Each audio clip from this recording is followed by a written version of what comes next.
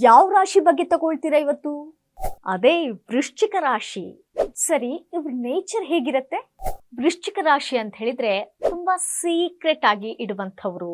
ಹಾಗೆ ಏನಾದ್ರೂ ಇದ್ರೆ ಅವರು ಸೀರಿಯಸ್ ಆಗಿ ಒಂದು ಏನು ಇರುವಂಥ ನೇಚರ್ ಅವರದ್ದಾಗಿರತ್ತೆ. ಈ ರಾಶಿಯವರು ಡೀಪ್ ಆಗಿರುವಂತ ಫೀಲಿಂಗ್ಸ್ ಅನ್ನ ಇಟ್ಕೊಂಡಿರ್ತಾರೆ. ಸೀಕ್ರೆಟ್ಸ್ ಇರತ್ತಲ್ಲ, ಎಲ್ಲ ಸೀಕ್ರೆಟ್ಸ್ ಅನ್ನ ಒಳಗಡೆ ಇಟ್ಕೊಂಡಿರ್ತಾರೆ.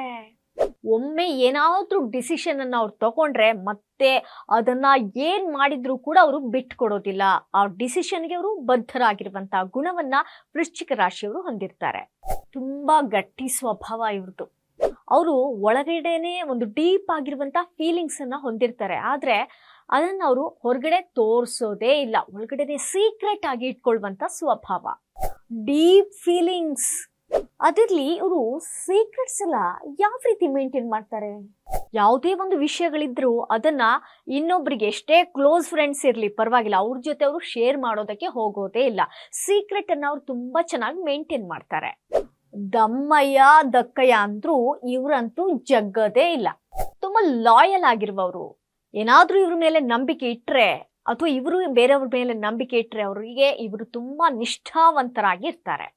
ಒಮ್ಮೆ ನಂಬಿಟ್ರೆ ಮುಗೀತು, ಆಮೇಲೆ ಅವರು ಯಾವತ್ತೂ ಕೈ ಬಿಡೋದೇ ಇಲ್ಲ. ಎಷ್ಟು ಒಳ್ಳೆಯವ್ರಲ್ವಾ?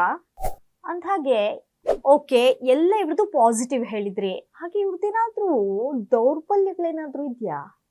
ಇವರಲ್ಲಿರುವಂತಹ ಒಂದು ಕೆಲವು ದೌರ್ಬಲ್ಯಗಳು ಅಂತ ಹೇಳಿದ್ರೆ, ಸ್ವಲ್ಪ ಇವರಿಗೆ ಅಸೂಯೆ ಅಥವಾ ಜಲಸ್ ಅಂತ ಹೇಳ್ತೀವಲ್ಲ, ಅದು ಸ್ವಲ್ಪ ಜಾಸ್ತಿ ಇದೆ ಈ ವೃಶ್ಚಿಕ ರಾಶಿಯವರಿಗೆ. ಸ್ವಲ್ಪ ಹೊಟ್ಟೆ ಕಿಚ್ಚು ಅಷ್ಟೇ ಅಲ್ವಾ?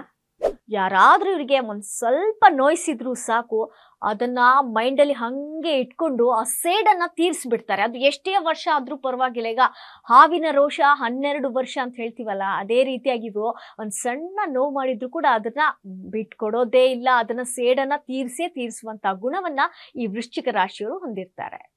ಓಹೋ, ಮುಯಿಗೆ ಮುಯಿ, ಸೇಡಿಗೆ ಸೇಡು, ಸರಿ ಹೋಯ್ತು. ಹಾಗೆ ಹಠ ಮಾತ್ರ ತುಂಬಾ ಜಾಸ್ತಿ ಇದೆ. ಯಾವುದಕ್ಕೂ ಕೂಡ ಹಠ ಮಾಡ್ತಾರೆ. ಅದು ಬೇಕು ಅಂದ್ರೆ ಬೇಕೇ ಬೇಕು, ಆ ರೀತಿಯಾಗಿರುವಂತ ಹಠ ಇವರಲ್ಲಿರುವಂಥದ್ದು. ಹಠ ಮಾಡಬೇಡಿ, ಸ್ವಲ್ಪ ಕಡಿಮೆ ಮಾಡ್ಕೊಳ್ಳಿ ಹಠನ, ಎಲ್ಲ ಚೆನ್ನಾಗಾಗತ್ತೆ.